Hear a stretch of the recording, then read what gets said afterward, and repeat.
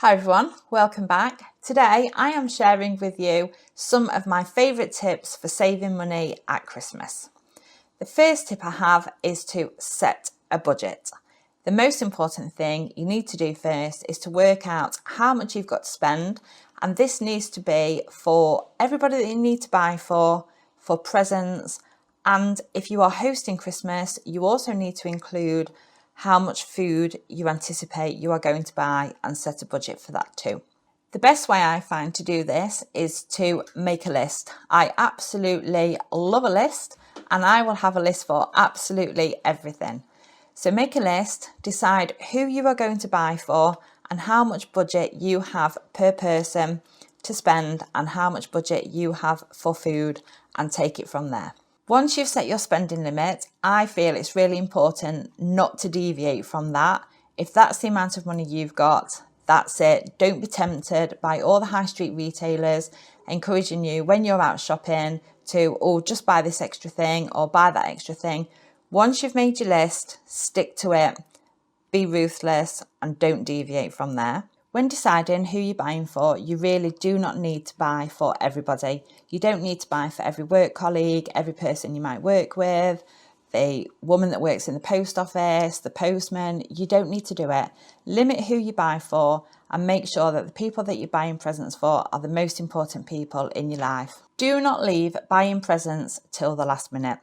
This can cause you to panic buy, this can cause overspending, and you won't always get the best deals. If you can, it's better to plan in advance and take advantage of when supermarkets and retailers are doing end of season sales. I think some of the supermarkets have just had sales on. By planning and buying early, you can get some really good savings and some really good deals on presents. And shopping around is really important, either online or on the high street, to try and find the best prices. I always find it's really good to have a clear out of anything you don't want before Christmas and get it sold. There's no point in having toys from last year that children have no longer played with, they no longer want, or items lying around the house that you no longer want. Why not get them up for sale, get some extra money in, and it gets you some extra money for Christmas while creating some space for what Santa's going to bring you this year. Let's talk about turkey. You don't have to have turkey on Christmas Day. You can buy a small turkey if you want one. You can buy an alternative to turkey, and that could be chicken or pork, or like we have in the past, we've actually had pizza for Christmas dinner. You don't have to have turkey on Christmas Day if that's going to affect your budget. There is plenty other alternatives that you can have and still have a fantastic Christmas Day dinner. No spend rule on clothes. You do not need to buy new festive clothes every year. You don't need festive pyjamas every year or festive party wear. Why not just dig out what you had last year? With children, they may not fit. That might be different. But for adults, just dig out what you had last year. You probably only wore it for a couple of hours last year, so it will be absolutely perfect for this year. Same with decorations. You do not need to buy new decorations every year. The retailers are absolutely fantastic, and so is social media for showing you all the latest crazes, the new colour schemes. And I get it, you go into the shop and you think, yeah, I really like them. But what's wrong with the decorations that you had last year? And to be fair, I do it. I walk around the supermarket, I walk around Home Bargains and other retailers, and I think, yeah, they're really lovely. Yeah, I'd like to buy them. But then when I get out my Christmas tree and the decorations that we've had for the last 4 or 5 years, I actually like those equally as much. So we don't need to buy new decorations every year. And by not doing so, that will save you quite a bit of money. Christmas jumper day. This is a massive bugbear of mine when schools do Christmas jumper day. For many reasons, really. One, it might not be in your budget to buy a Christmas jumper just for your child to wear on Christmas jumper day. And for the other reason, what if your child doesn't want to wear one? I know my children would opt to not wear a Christmas jumper, and I'm thankful now that when schools do Christmas jumper day, it is optional. It's also a bugbear of mine that you have to buy a jumper, or you could be expected to buy a jumper for Christmas jumper day just for your child to wear for one day, and that's if they keep it on all day, because chances are they walk through the school door and take it off.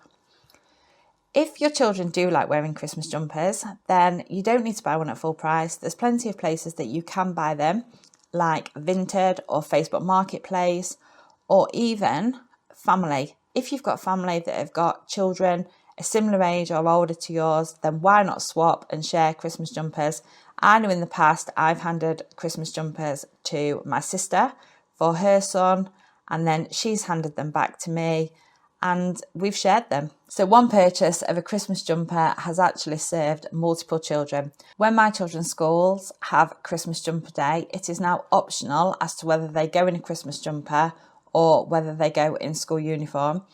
And luckily, they opt to go in school uniform. The other way to get around Christmas jumper day is to make your own. If you've got an old jumper in the cupboard that you're no longer bothered about, then why not have a go at creating your own Christmas jumper?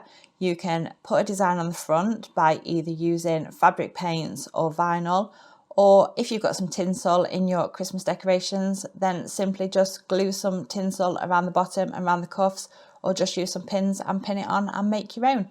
For the amount of time that you're going to wear it, that would be just ideal. When it comes to Christmas shopping for presents, clothes, food, don't be drawn in to what you see on social media. A lot of the people on social media are paid or gifted the items, and it's designed to make you want to go and buy them. So don't get drawn into it. If you've got a plan, and if you've got a list, and if you've got a budget, stick to it. You can still have an amazing Christmas with whatever budget you have got. And at the end of the day, Christmas does not have to cost you a fortune. Some of the best things for Christmas can be free. And if you have children, then why not just stick your children in the car, put on some Christmas tunes, make some hot chocolate, get wrapped up and drive around. Some of the Christmas decorations outside people's houses are amazing. So stick your little ones in the car, have a drive around, and that will give them an amazing experience that will cost you a little bit of time and a little bit of petrol. The other thing I want to share with you is, did you know that you can get a free letter from Santa from Royal Mail? I will put a link in the description below on how you can obtain this, but basically you get your little ones to write a letter to Santa, you post it to Royal Mail, and the address will be in the link below, and they will get a free letter from Santa in return. I hope you enjoyed some of my money saving tips for Christmas. If you have any of your own money saving tips, then please share them in the comments, as I always love to hear how other people save money over the Christmas period and what you do to make your budget stretch even further. Please give this video a like and a subscribe, and I will look forward to seeing you in another video really soon. Take care, goodbye.